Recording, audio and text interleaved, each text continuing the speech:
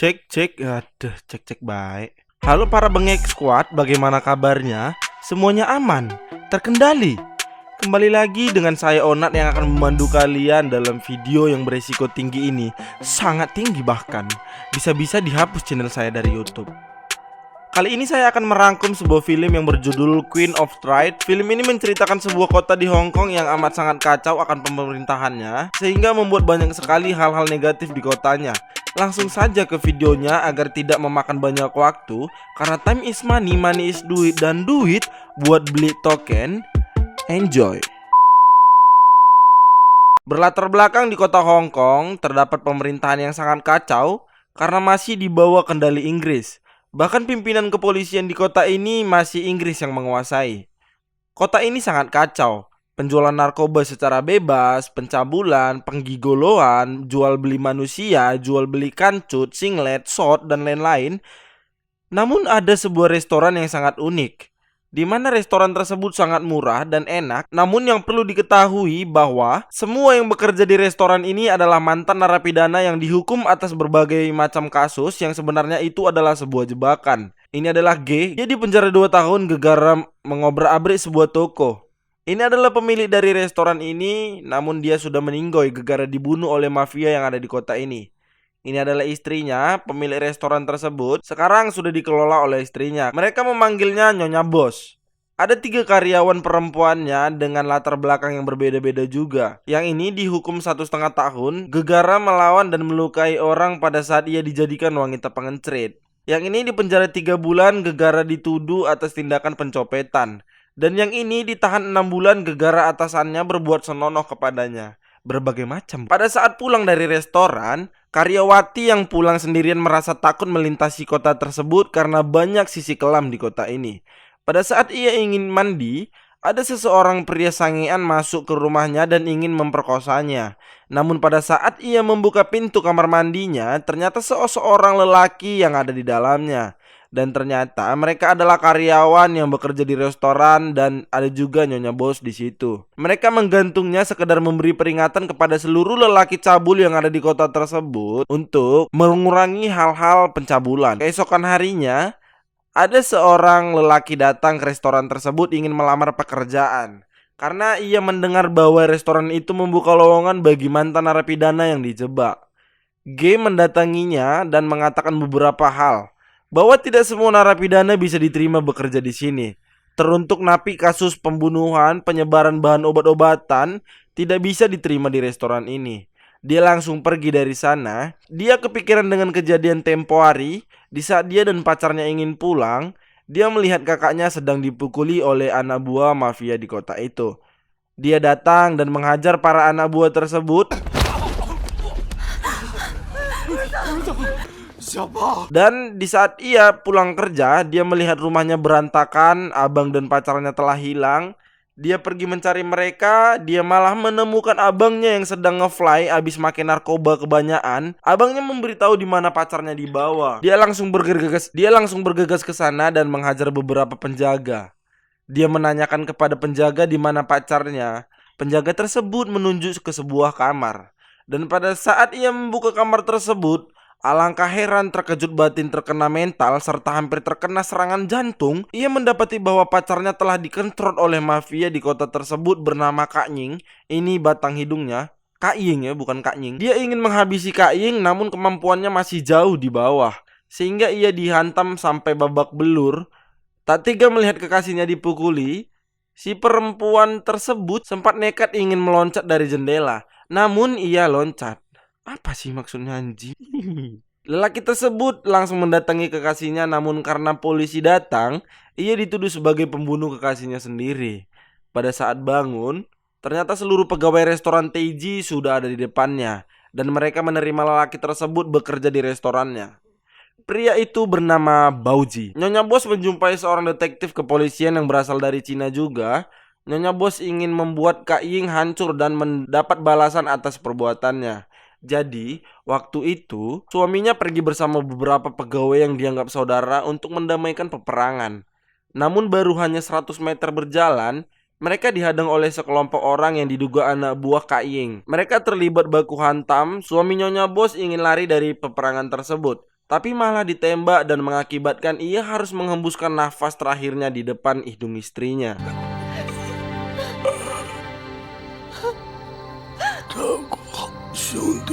Polisi tersebut mengatakan bahwa sangat sulit untuk menjatuhkan Kak Ying karena Kak Ying telah menyokong kepala detektif kepolisian yang dikuasai Inggris.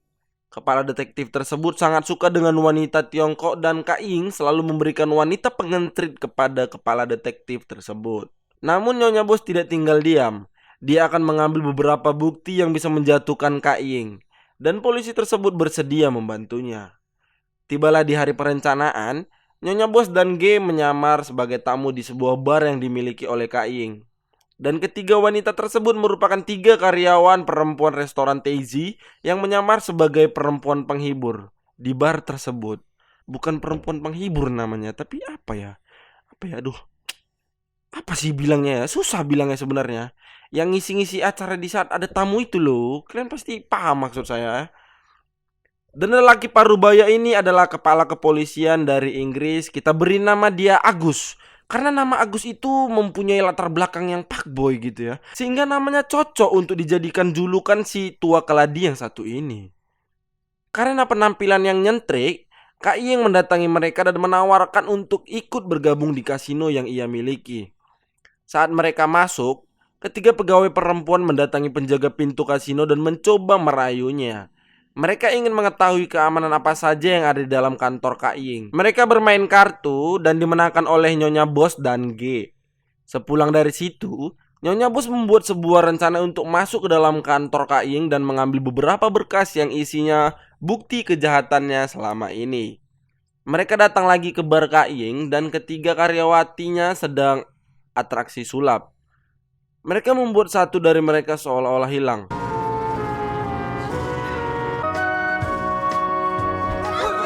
Mereka sedang main kartu dan lagi mencoba untuk mengulur waktu agar rencananya berhasil. Dan salah satu karyawati masuk ke kantor Kak Ying melalui cerobong atap. Ia tidak boleh memijak lantainya karena akan memicu alarm berbunyi. Lagi dan lagi Nyonya Bos berusaha mengulur waktu. Dan di saat karyawati sudah berhasil mengambil berkasnya, ia kembali ke atraksi sulap yang mereka mainkan. Di sini lain ternyata G dan Nyonya Bos menang dalam permainan kartu itu.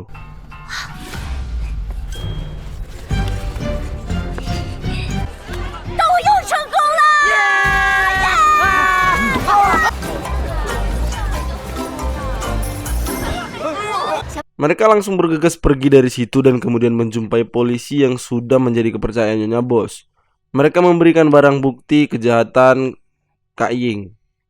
Namun di saat mereka ingin pergi, polisi tersebut malah menembak Nyonya Bos dari belakang, sehingga perkelahian dan baku hantam terjadi pada saat itu.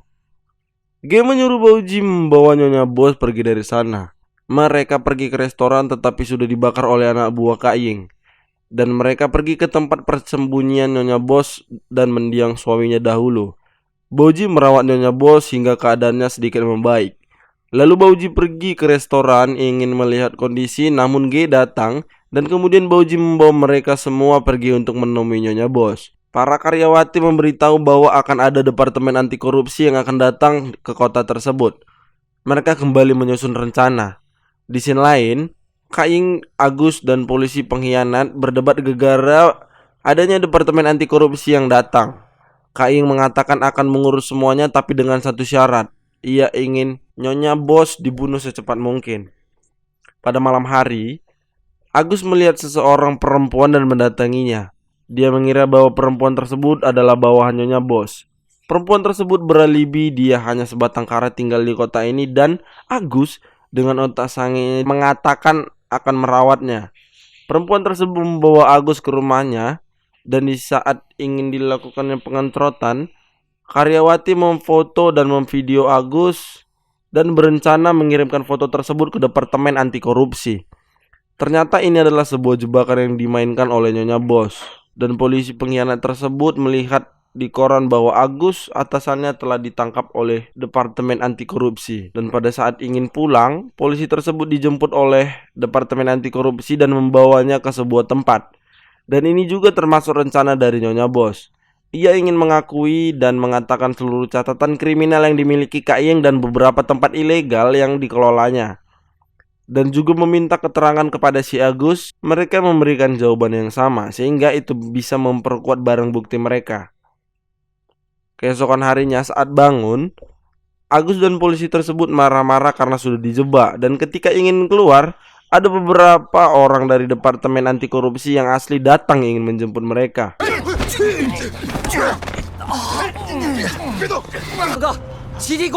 Sementara Kak Ying sedang mempersiapkan uang dan berkas kejahatannya dan ingin pergi dari kota tersebut. Namun di luar sudah ada Nyonya Bos dan seluruh pasukannya yang ingin menghabisi Kak Ying. Mereka terlibat baku hantam dan saat di luar, Kak Ying menyebarkan uangnya agar kerumunan datang dan ia bisa lolos dari kejaran Nyonya Bos. Ternyata ia lari ke salah satu tempat ilegalnya. Dia diberikan makanan. Ternyata ya makanan tersebut adalah racun.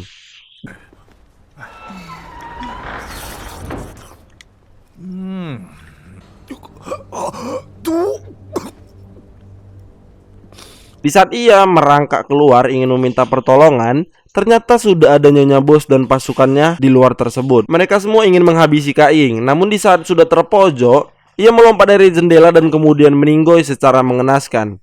Sama seperti tragedi kematian pacarnya Baoji. Dan di scene akhir restoran mereka kembali dibuka. Tamat. Yuhu. Akhirnya kelar juga ya. Bagaimana filmnya menurut kalian? Apakah keren atau biasa saja? Atau muka kalian yang biasa saja? Menurut saya filmnya sangat keren ya, dan epic. Tapi segi pengambilan gambar, alur yang film masuk di akal gitu. Jadi ya cukup sekian yang bisa saya sampaikan dalam video ini. Apabila dari kalian ada yang baru hadir ke channel ini, silahkan tekan subscribe-nya di bawah dan hidupkan loncengnya juga. Karena mulai detik ini saya akan membuat sebuah konsistensi untuk lebih sering lagi mengupload video. Dan kalian tidak akan saya buat terlalu lama menunggu video saya. Saya dan seluruh jajaran yang bertugas sekaligus sponsor penyemangat hidup asik pamit undur diri dan mengucapkan selamat bermalas-malasan. And the last, don't forget to subscribe. Peace.